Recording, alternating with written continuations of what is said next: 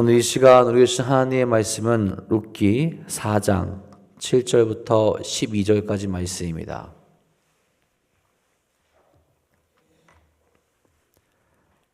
룻기 4장 7절부터 12절까지 말씀입니다.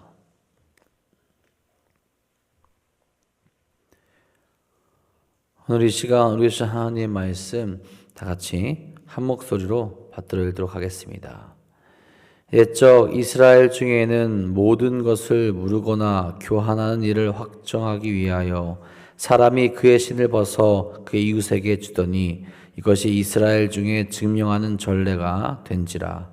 이에 그 기업 물을 자가 보아스에게 이르되 내가 너를 위하여 사라 하고 그의 신을 벗는지라. 보아스가 장로들과 모든 백성에게 이르되 내가 엘리멜렉과 기룡과 말론에게 있던 모든 것을 나오미의 손에서 산 일에 너희가 오늘 증인이 되었고 또 말론의 아내 모압 여인 룻을 사서 나의 아내로 맞이하고 그 죽은 자의 기업을 그의 이름으로 세워 그의 이름이 그의 형제 중과 그 성문에서 끊어지지 아니하게 하매 너희가 오늘 증인이 되었느니라 하니 성문에 있는 모든 백성과 장로들이 이르되 우리가 증인이 되나니 여호와께서 내 집에 들어가는 여인으로 이스라엘의 집을 세운 라헬과 레와 두 사람과 같게 하시고 내가 에브랏에서 유력하고 베들레헴에서 유명하게 하시기를 원하며 여호와께서 이 젊은 여자로 말미암아 내게 상속자를 주사 내 집이 다말이 유다에게 낳아준 베레스의 집과 같게 하시기를 원하노라 하니라. 아멘. 오늘도 우리의 가장 큰 소망이 되시며 능력이 되시는 또 하나님의 은혜와 사랑 가운데 나아가는 귀하고 복된 하루 되시기를 간절히 소망합니다. 여러분, 우리는 늘 선택의 기로에 서 있습니다. 무엇을 택하며 나아가야 할지 또 무엇이 나에게 더 좋은 것인지를 생각하며 또 그것을 선택하며 살아가게 되죠. 근데 이왕이면 다홍치마라는 말이 있죠.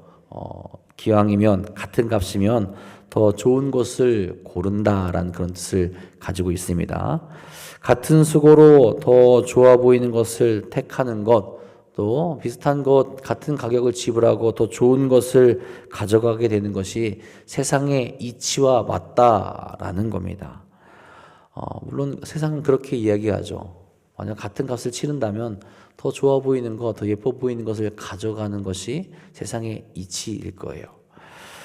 그런데 여러분, 그것을 고르려면 같은 가격이라면 더 좋아 보이는 걸 고르는 것, 그러려면 어떠해야 되느냐? 눈이 띄어야 됩니다. 이게 정말 좋은 것인지, 이게 정말 괜찮은 것인지, 그걸 알고 있고 깨닫고 있고 그걸 깨달았을 때 좋은 걸 가져갈 수 있게 되죠.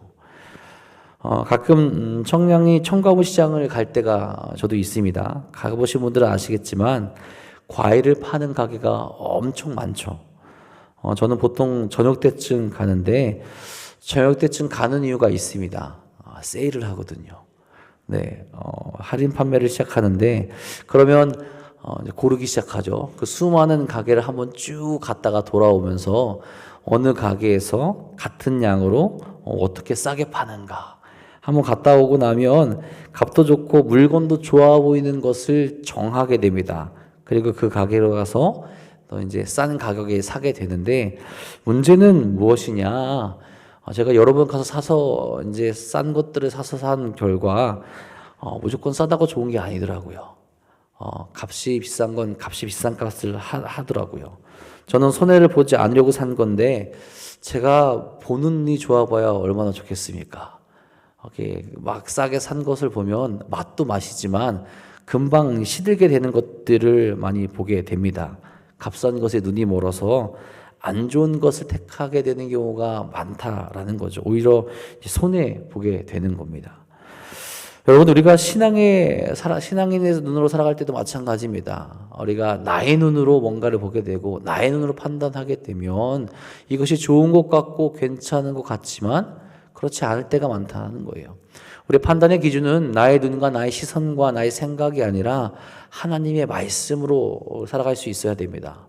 하나님의 말씀으로 살아갈 때 이게 손해보는 것 같고 이게 안 좋은 것 같지만 돌아보면 이것이 정말로 은혜고 이것이 정말로 우리의 삶을 새롭게 해줄 때가 많다라는 겁니다. 세상은 손해보지 않은 선택을 지혜라고 말하지만 성경은 때로는 사랑 때문에 손해를 감수하는 것이 더 귀한 선택이 된다고 말하는데 그 삶이 오히려 나를 살리게 되고 그 모습이 오히려 하나님께 더 가까이 나아가게 되는 길을 제시하기 때문에 그렇습니다. 오늘도 우리 삶 속에서 내 생각과 내 뜻을 높이며 그것을 선택하는 것이 아니라 하나님 말씀대로 더 귀한 것을 선택하며 나아가는 우리 사랑하는 성도님 되시기를 간절히 소망합니다. 오늘 말씀에서 그런 모습을 보아스가 보여주게 되죠. 오늘 우리가 읽은 본문에는 흥미로운 관습 하나가 등장하게 됩니다. 누군가 자신의 권리를 포기하게 될 때 신발을 벗어서 상대방에게 이제 주는 거죠. 이것은 단순히 신발 한 켤레를 넘기는 행위가 아니라 자신의 소유권과 책임을 양도하겠다라는 공식적인 선포, 약속이 됩니다. 오늘 본문에 등장하는 두 사람, 이름 없는 친족과 보아스의 선택을 통해서 하나님께서 기뻐하시는 인생의 방향이 무엇인지를 나타내 주게 된다라는 겁니다. 여러분, 우리 신앙인들에게 있어서 중요한 것은 계산보다 사명이 앞서야 된다라는 것 오늘 말씀에서 나타내 줍니다. 7절에 말하죠.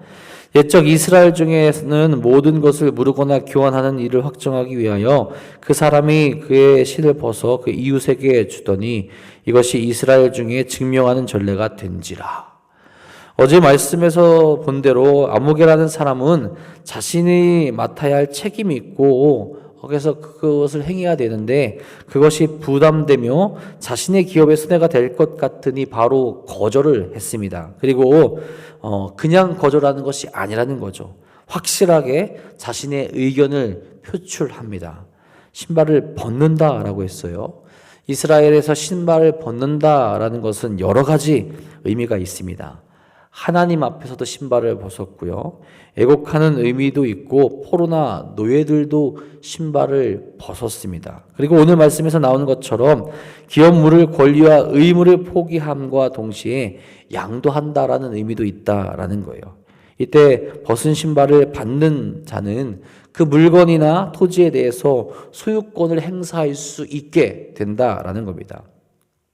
요즘 말로는 이제 손절친다라는 표현을 합니다. 손해를 보더라도 앞으로를 위해서 지금 끊어버린다라는 것을 의미해요. 더 나아가면 빠른 손절이라고도 이야기합니다. 아무개라는 사람은 그렇게 빠른 손절을 합니다. 계산이 이제 너무 빠른 사람인 거예요. 8절에 이렇게 이야기하죠. 이에 그 기업 물을 자가 보아스에게 이르되 내가 너를 위하여 사라 하고 그의 신을 벗는지라.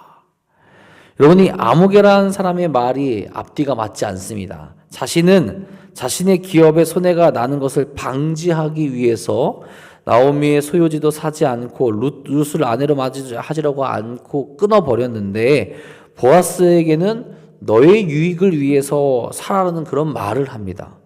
자기에게 손해인 것은 다른 사람에게도 손해일 수 있는데 상대방에게는 유익하다라는 말을 하며 어찌됐든 그 길에서 지금 빠져나오려 한다라는 거예요. 물론 가장의 삶의 무게감은 다를 수 있죠. 자녀 때문에, 노후 때문에 그가 살아가는 삶의 모습에서 다양한 것을 계산하며 생각할 것이 참 많을 겁니다. 하지만 여러분, 신앙은 계산기를 두드리는 것이 아니라 하나님의 마음을 품는 거죠. 손해보지 않으려는 선택은 당장은 안전해보고 괜찮아 보이지만 결국 성경은 그의 이름을 기록하지 않은 채 아무개로 남겨두게 된다라는 거죠. 그의 모습 가운데서, 그의 삶 가운데서 하나님께서 기뻐하시는 모습이 있지 않고 세상과 같은 모습이 드러나고 있다라는 겁니다. 여러분, 이것이 계산의 한계라는 겁니다. 물론 보아스가 엘리멜렉 가문의 기업을 물으면서 어느 정도 물리적인 손실을 입기는 했을 겁니다. 그러나 오벳을 낳음으로써 다이상의 조상이 되었고 예수 그리스도의 족보에 오르는 영광을 얻게 된 것 아니겠습니까? 그러진 않겠지만 아마 나중에 다 천국에 모여 있을 때 한번 상상해 보시기 바랍니다. 당신은 누구십니까? 라고 얘기했을 때 내가 그때 룻을 책임지고 다윗의 조상이요 예수님의 족부에 있는 보아스입니다 라고 말한다면 여러분 얼마나 영광스러울까요?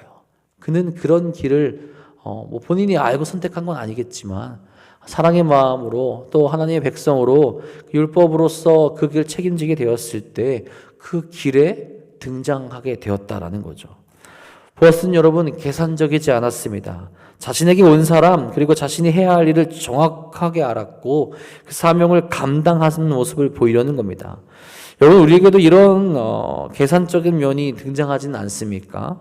하나님 말씀하면서 순종하며 나아가야 하는데 그 말씀 앞에서 눈을 돌리고 세상적인 것들을 택하려고 하지 않습니까? 이것이 더 나에게 이득이지 않을까? 지금 당장 이것이 나에게 좋지 않을까? 나에게 손해보는 것을 내려놓아야 되진 않을까라는 생각을 하고 있진 않냐라는 말이죠. 당장은 괜찮아 보일지라도 그것이 우리의 올무가 될 수 있게 됩니다.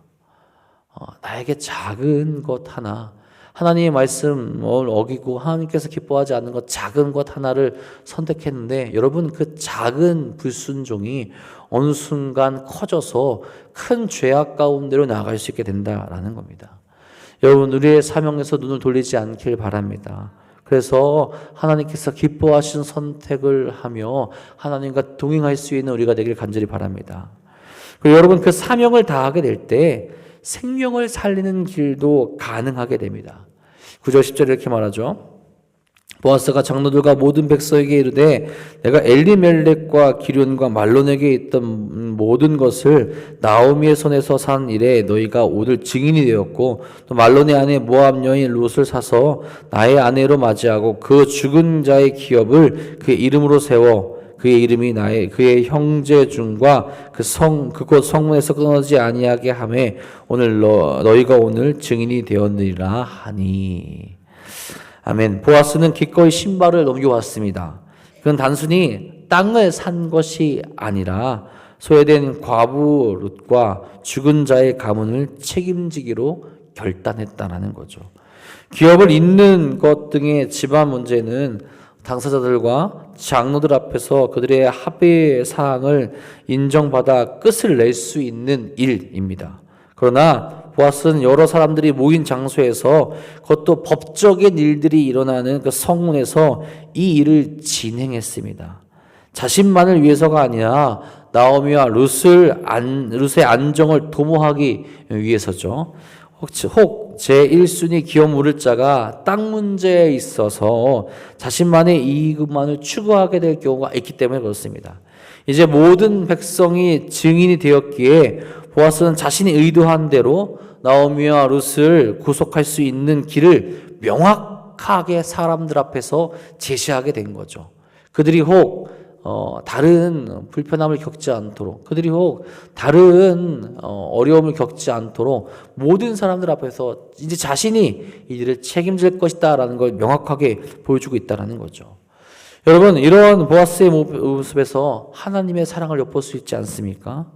하나님은 그보다 더 크게 버린 사람들을 모두 사랑하시고 구속하시고 그들을 돌보셨습니다.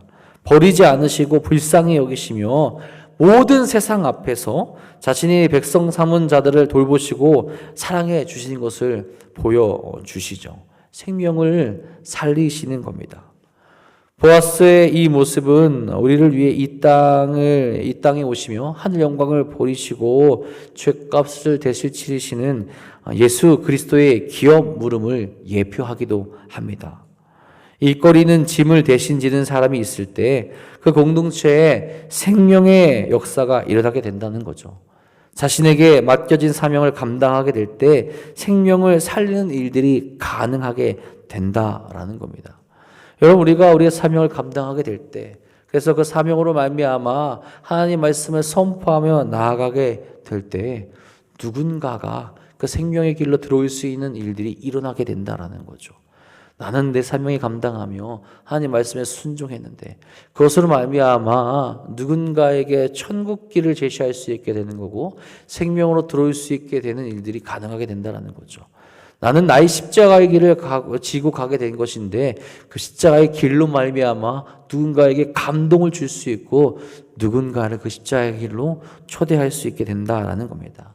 여러분, 오늘도 우리가 그 사명을 감당하며 그 누군가에게 생명을 전달하며 생명을 살리는 일을 우리가 행할 수 있기를 간절히 소망합니다. 그리고 여러분, 이 모습은 공동체 안에서도 아름다운 축복이 넘칠 수 있게 만들어줍니다. 하나님께서 기뻐하시는 공동체의 모습이 나타나게 된다는 거죠. 11절 12절에 이렇게 말합니다. 성문에 있는 모든 백성과 장로들이 이르되 우리가 증인이 되나니 여호와께서 내 집에 들어가는 여인으로 이스라엘의 집을 세운 라헬과 레아 두 사람 같게 하시고 내가 에브라스에서 유력하고 베들레헴에서 유명하게 하시기를 원하며 여호와께서 이 젊은 여자로 말미암아 내게 상속자를 주사 내 집이 다말이 유다에게 낳아준 베레스의 집과 같게 하시기를 원하노라 하니라. 아멘. 장로들과 성문에 있는 백성들은 보아스의 말이 끝나자마자 거기에서 증인이 되었다라고 이렇게 말을 합니다. 보아스가 엘리멜렉 가문에 속한 모든 것을 구하기로 한 것이 너무나도 아름다운 일이었기 때문에 그래요. 누가 보더라도 손해보는 일밖에 되지 않고 누가 보더라도 부담스러운 일이 될 수밖에 없는데 그가 그것을 행한다고 했을 때 이가 정말 하나님의 백성으로서 하나님의 사람으로서 그 말씀대로 행하는구나. 이 모습이 너무나도 아름답구나라는 것을 보고 그들이 한 마음 한 뜻으로 그를 축복하게 됩니다. 여러분, 여인들을 축복하는데 이스라엘의 집을 세운 라헬과 레아같이 되기를 바란다라고 그렇게 이야기를 하죠. 룻은 여러분 이방 여인입니다. 그럼에도 12지파를 세우게 된 라헬과 레와 같이 훌륭한 가문을 세울 수 있는 여인이 되기를 축복한다라는 거예요. 이방인이라는 것을 내려놓고 하나님의 백성으로 나아온 이를 마음껏 축복하는 정말 하나님께서 기뻐하시는 모습이 공동체 가운데 나타나게 되는 겁니다. 이게 얼마나 놀라운 일입니까?